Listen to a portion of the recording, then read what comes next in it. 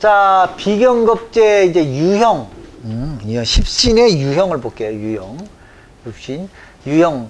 첫째 비경겁제는 약간 자존심, 승부욕, 독립정신, 개척정신이 강하다.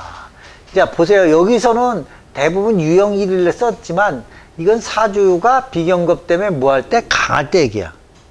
약할 때는 뭐 그렇게까지 뭐 자존심, 승부욕이 강하지 않아요. 나도 어차피 비경겁이 있지만은. 그래서 비경겁은 대부분 뭘 얘기해요? 자존심, 승부욕, 개척정신. 그 대신 강하면 융통성 결여, 그 대신 고집은 세다. 이 신강할 때 얘기죠. 비경겁의 유형. 자, 그 다음에 비경겁의 유형 2 이렇게 썼어요. 2. 그 다음에 또 비경겁이 필요하다 그러면 어떨까요? 원만해요. 남하고 잘 새겨. 근데 비경겁이 강하면 신강에서 비경겁으로 강하게 돼 있다면, 그러니까 유형 1은 뭐냐면 비경겁으로 강하게 되면 자기밖에 모른다, 개척정신 강하다, 융통성이 결여하다 하는데 비경겁이 좀 필요하면 그럴 수도 있어요. 사리사욕도 없고 좀 원만하다, 깔끔하다, 요 정도. 비경겁이 좀 필요하다 하는 사주는.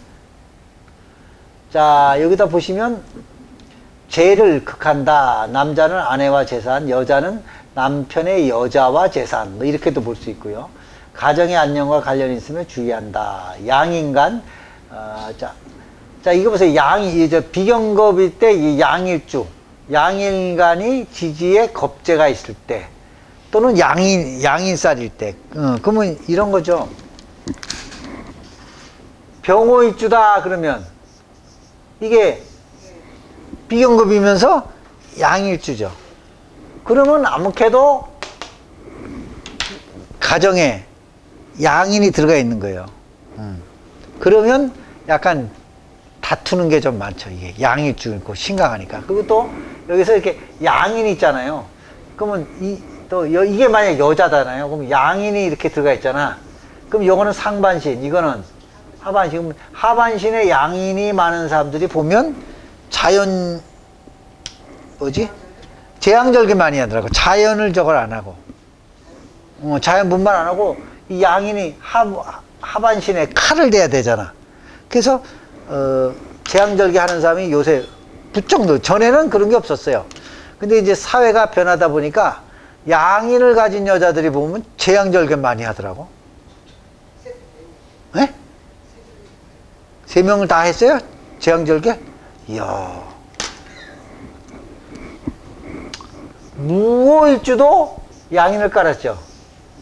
이분들도 가끔 재앙절개를 하더라고.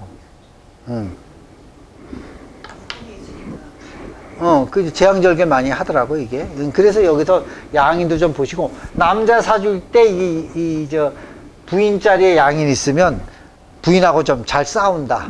든지 이런 것도 있더라는 거예요. 여기 비경겁제에서 이렇게 쓴 거예요. 그러니까 한번 보시라고. 뭐 식상, 의식주, 생활에 필요한 재물을 얻는 육체 활동 경우니까 식상이 일단은 활동이에요.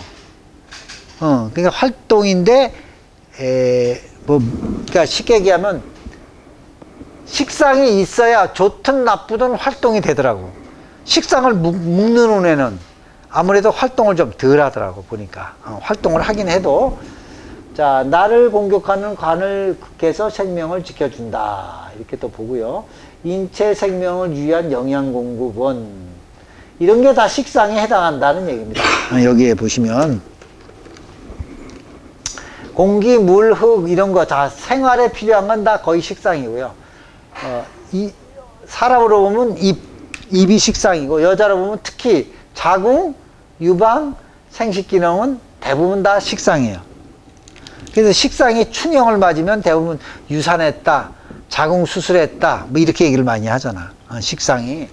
또 생식기능도 해당하고, 또 뭐도 해당하냐면 비뇨기 계통도 해당해요. 비뇨기. 그러니까 이게 만약에 식상이 도대체 또 수에 해당하면 수는 또 물도 되잖아요. 식상도 되고 그러니까 수식상 수상관이 되면 저것도 주의하셔야 돼. 신장 방광, 특히 여자들 방광. 여자들이 제일 많이 하는 게 요로감염이거든요. 요로감염. 남자보다 더 심하잖아요. 남자는 아무래도 이렇게 감춰져 있고 여자는 이렇게 좀 들어가 있으면 더 바로 균이 들어가기가 쉽잖아. 구조가. 그래서 요로 감염할 때 그래서 여자들이 이렇게 방광염 걸리는 여자들이 많잖아요. 요로 감염으로. 그때는 크린벨인가? 그게 이렇게 좋대요. 감염에는. 크린벨의 그 정제가 팔아. 그걸 팔면 그걸 내가 한번 추천을 해봤어요. 어떤 여자. 그게 좋다고 하더라고. 요로 감염에 특히나 그쪽에 감염이 많이 되는 사람. 방광염이 그래서 여자들이 많이 걸리더라고. 남자는 잘 안 걸리는데 특히 여자들이 많이 걸려요. 식상이 요렇다. 이렇게 보시면 돼요. 요거, 이렇게. 남자를 볼 땐 식상은 또 뭐냐면 정자예요. 그래서 요새 그 상담도 어쩌다 함부로 오는 게 뭐냐면 무정자증이 있어요. 무정자증. 그러니까 식상이 약하고 충혈을 맞으면 무정자가 있더라고. 그래서 애를 베는데 여자 잘못이 아니고 남자 잘못이더라. 왜? 무정자증이 걸려갖고. 무정자도 남자를 볼 땐 식상이 무정자가 돼요. 또 식상은 남자의 성기도 돼요. 성기잖아요, 정자니까. 그러니까는 조루증이냐, 뭐 성관계가 안 되냐, 그것도 남자가 볼 땐 식상으로 봐요. 이게 식상이 거기 남자 성기도 돼. 여자 성기잖아요. 이건 여자 난자. 저건 정자, 남자의 성기. 그래서 무슨 성적인 이상이 있냐 할 때도 남자를 볼 땐 식상으로 봐요. 식상. 그리고 특히 남자들이 중요한 건 전립선이 식상입니다. 식상. 그러니까 전립선은 나이대로 와요. 50대는 50%, 60대는 60%, 70대는 70%. 이게 내가 얘기하는 건 병원에서 그렇게 얘기해요. 그럼 80대는 남자의 80%가 다 전립선에 문제가 있다는 거야. 전립선암, 전립선 비대증. 비대증은 흔히 있어요. 남자한테. 전립선암으로 수술한 친구가 있는데 전혀 그 관계를 못 한대. 수술하고 나서. 근데 재발한대요, 또 전립선암이. 그러니까 남자는 여자 자궁 중요한 것만큼 전립선이요. 여자 자궁 대신 있는 게 전립선이에요. 남자는. 그러니까 전립선이 60대 넘어가면 이제 관리를 해야 돼. 철저히. 나도 관리합니다. 온열 치료기라고 있어요. 이게 항문에 집어넣는 전립선 오염 치료기. 이틀에 한 번씩 해. 이틀에 한 번씩. 비대증에 한번 걸려갖고.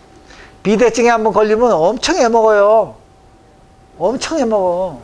잠을 못 자요, 밤에. 화장실 몇 번 왔다 갔다 하는데 오줌이 안 나와. 이 요로를 누르고 있어갖고. 오줌도 못 넣는데 오줌을 마려고 꼭 깨기는 자꾸 깨지. 그냥 잠을 못 자니까 엄청 피곤해, 사람이. 이 남자는 그 여자 뭐 물혹 있다 뭐 있다 하고 괴로워하듯이 남자는 전립선이, 그러니까 전립선 관리를 하셔야 돼. 근데 소팔메트만 먹었다고 되는 게 아니에요, 저게. 아, 진짜로.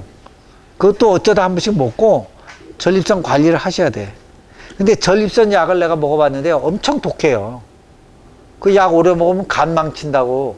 간에 문제와 소화도 문제고 속도 베리고.